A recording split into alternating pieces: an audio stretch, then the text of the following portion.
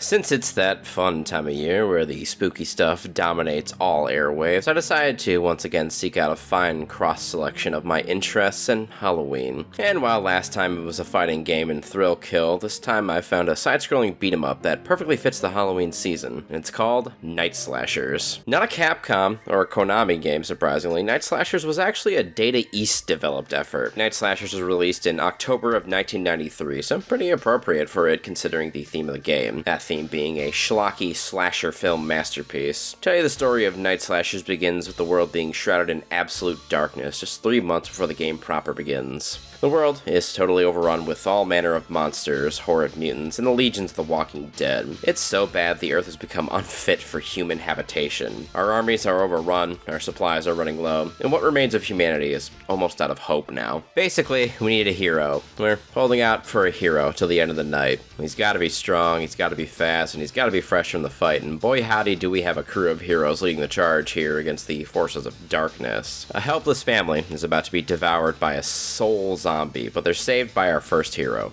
Jake Hunter, and oh my god, I love this character. I love when Japanese people design American characters like this. Jake is a massive hoss of a fighter with cybernetic arms, clad in the old red, white, and blue, with cowboy boots and a glorious mane of blonde glam rock hair. He's also the game's powerhouse, hitting like a dump truck and having an arsenal of sweet pro wrestling moves. He can even beat a motherfucker with another motherfucker. There has never been a beat-em-up character more tailor-made for me. God, I wish Americans were as cool as the Japanese thought we were. Hey, fucking cowboy, fucking cowgirl, how the fuck are you doing? Just outside the house is second main character Christopher Smith pummeling a werewolf. Christopher is Europe's best vampire hunter, a man who uses a devastating array of both Eastern and Western martial arts on top of a few deadly anti-monster implements as well. He is our Cody for this title, middle of the road in power and speed, so the best starter character for anyone playing this game the first time. A horde of zombies closes in on our heroes, potentially spelling their doom, but the shambling horde is quickly annihilated by our third hero, Hong Hua Zhao. Zhao is the game's speedster, incredibly quick and a master of the martial arts, on top of being an expert in neutralizing the black magics our enemies will be using. The trio escorts the family to safety behind some barbed wire and under the watchful eye of some soldiers. Grateful, the family wants to thank our heroes, but they don't even know their names. Our heroes, though, happily tell them. Title drop, insert coins, let the games begin. First mission, go exterminate all the monsters at the local hospital.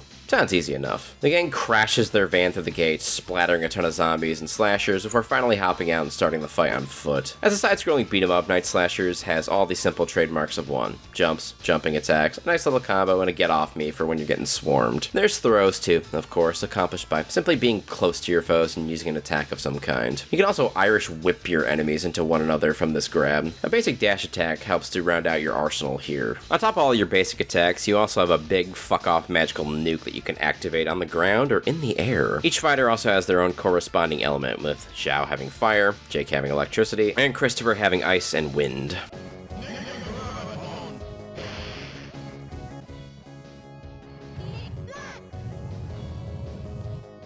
Stand back! There's a hurricane coming through! Visually, each of these attacks are also pretty cool, and they basically eradicate every enemy on the screen, or if not kill them outright, weaken them severely for an easy follow-up kill, all at the low cost of 1/3 of your life bar. Admittedly, I wish these supers had a different resource, like the pots and golden axe, but oh well. Controller-wise, what really sets Night Slashers apart from other beat-em-ups I've played is the charge. If you hold down the attack button, this crackling energy circle will begin to surround your character. Upon a successful full charge, you'll be able to execute various special techniques after releasing the button. At a neutral or walking stance, you get a super strong dashing attack that just cleaves through enemies. A full charge also unleashes a super devastating grab attack if you're, grabbing them. Jake's super grab is a fucking flipping power bomb. Hyper bomb! Sidebar, not to be outdone on the wrestling moves front, Hung Hua's charge grapple is and while Christopher's charge grab isn't a wrestling move, he more than makes up for it by having an impaler as a normal grab. He also have a dive kick from this charge too, but I don't know, I never found it particularly useful versus just my normal jumping attacks. Especially since if you do a down attack in the air, you get a fierce attack that pounds enemies into the dirt cartoon character style, and then you curb stomp them while they're buried and mostly helpless. As an additional bonus, if you charge your attack until the circle is gold, your charge attack will do even more damage than normal, but if you hold it too long after, you'll stun yourself, so so be careful. Lastly, some additional moves are unlocked when you're low on health. Specifically, you unlock the ability to block, and you'll also unlock a super move to use. These moves are done with a specific combination. Zhao and Christopher have a quarter circle forward, and Jake's is an up down sequence.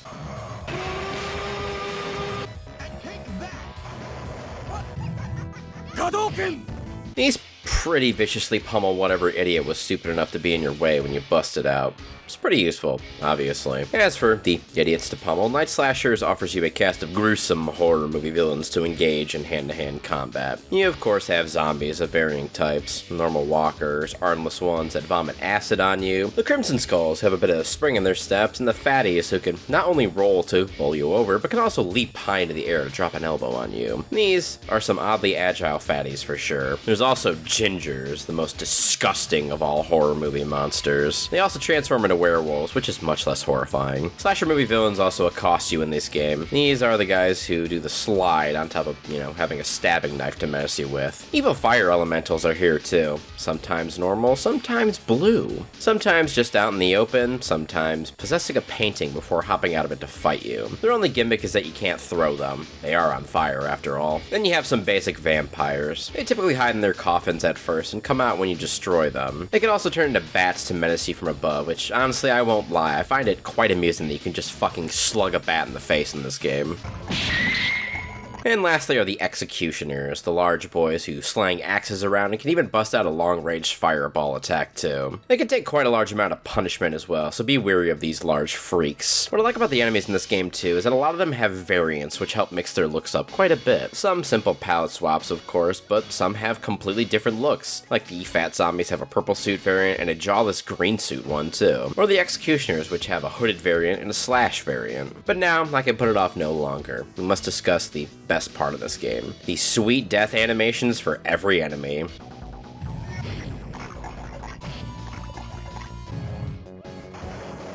They are all fantastically gory and amazing, with unique animations for all the various ways that they can die, which means you can powerbomb a zombie so fucking hard his guts shoot out of him on death, or his head explodes. You can blast heads off, melt their skin away, slash through them like a samurai would, all sorts of awesome stuff. Look, the werewolf just falls to pieces on death. You can even smash their skulls in after burying them with a jumping heavy attack. God, the violence in this game is fucking sweet. It's super over the top and gratuitous, just like a good slasher flick. Only adding on to the nice looking enemies and death animations are the 7 levels you battle through to save humanity from the clutches of evil. Each of these levels also have a mid-boss and a final boss, which also very much complement the basic rank and file goons. Level 1 is, as mentioned earlier, a hospital. It's decrepit, dingy, and full of evil monsters. I particularly love the body bags rolling off the shelves and opening up to reveal zombies inside. Stretchers also shoot across the screen on occasion, posing a problem for you and your enemies alike. Mid-boss here is a classic mad scientist type who comes rolling in on a stretcher while slicing up a zombie. He offers to transform you into a monster too, and your character tells him to fuck off, of course. Then you beat the shit out of him. He melts into a puddle and then you fight his monster, Frankenstein. Knowledge is knowing that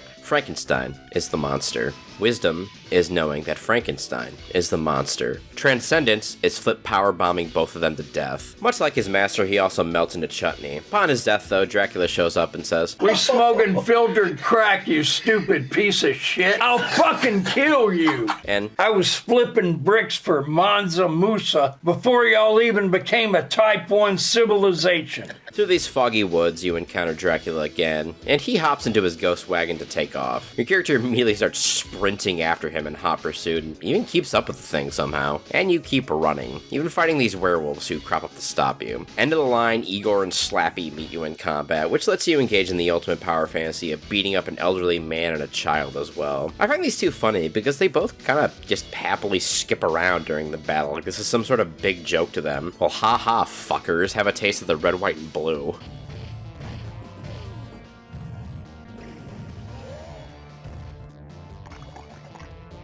After fighting through them, as well as a graveyard full of ghouls, you'll fight the final boss, a gravestone golem, which I figured I wouldn't be able to throw, but boy was I wrong. It's actually really easy to just throw loop this dude to death too. Another thing that I truly love about this game is the few voice lines that your main characters have. In particular, Christopher's are definitely my favorite. Whoever did his lines went hard on them.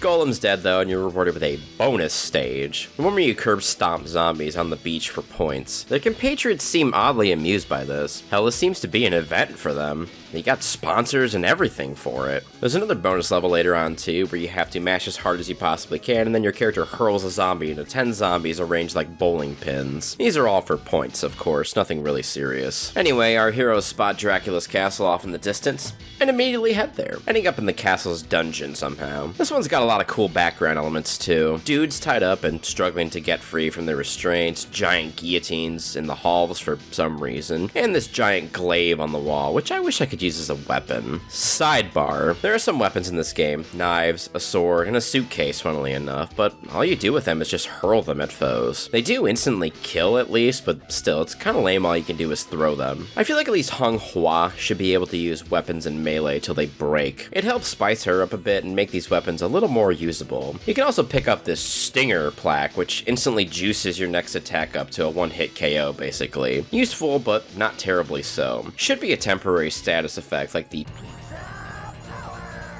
You fight through the dungeon, ending up in an elevator for some hot elevator action. Sadly, it seems like you can't toss enemies off this thing for some easy kills, something that should be standard in any elevator level in any beat-em-up ever. Top of the elevator drops you off in the Great Hall of the castle, one guarded by an animated suit of armor with a talking demonic sword in control of it. After downing him and blasting through a wall, you fight across the battlements of the castle until you finally come face to face with Vlad Dracula himself. Dracula is super annoying because of the constant coffin drops, which spawn 4 vampires each time. But regardless, you beat him, he erodes into grey goo, and the dawn breaks. Before he truly dies though, Dracula lets you know that even though he's dead, you'll never be able to close the portals to the Kingdom of Darkness. Only a fool says never, quips our protagonist, and they head off to close the portals to the Kingdom of Darkness. The first one is in Mexico, I think. That's my guess, since this place looks pretty Aztec-y. As is the final boss, which there are 2 of them. These guys have some annoying ass kicks and will just bust out running rock bottoms on you if you ever get close enough to them. Thankfully, they share a life bar, which means you don't have to focus down each. Just blast whoever's closest till they die. First portal sealed, our heroes hop onto a massive Harrier plane to head to the next one. Unfortunately, the plane's already infected, so you have to kill a Legion of the Damned, ending up on the roof of the jet, fighting a golden variant of the knight from earlier. He shoots fire at least, that helps him be a little bit different from the last one. After that, another plane shows up and starts dropping slashers onto you. Alright, you guys. It's the top of a plane, not a fucking slip and slide. I'd like to take a moment now to say that this is probably one of the harder beat-em-ups I've played. 7 levels might seem short, but not at all in this game. Enemies brutalize you in this game, never hesitating to bust out their special attacks if it can hit you. Especially if it's the Crimson Heads and their near instant jump kick attack. Also, the slashers, in addition to that very annoying slide I mentioned, have this leaping attack where they Beyblade in the air, and if this hits you, you're taking multiple cuts and you're probably dying in the process too. It also really feels like you can't take much punishment, even as Jake, who I feel like should be a hoss that can take so much more damage than the other 2, but nope. We're all pretty fragile. Not to mention your ultimate magic attack saps your health, and your get off me attack also does the same if it hits anyone. It's very easy to die in this game as a result, but I mean, this is an arcade game after all. Should I be surprised it's a bit more difficult than normal? Anyway, boss of the second plane is a mummy who just loves fighting people. He's also mad that no one's playing Total War Pharaoh, so you have to put that freak out of his misery. You get that other bonus level from earlier here before our heroes take control of the plane and fly to a steel fortress of some kind. One that houses the other portal and the game's final boss.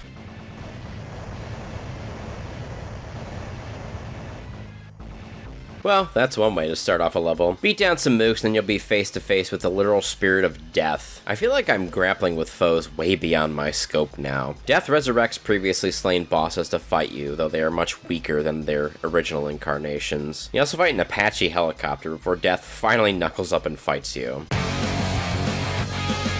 You vanquish Death, freeing the world from the shackles of mortality before the heroes seal their resolve to face the final boss. Beyond these last few flunkies, he waits. The cyber demon, King Zarutz, the ruler of beasts and men since ancient times. His plan is to make the world into a kingdom of the dead.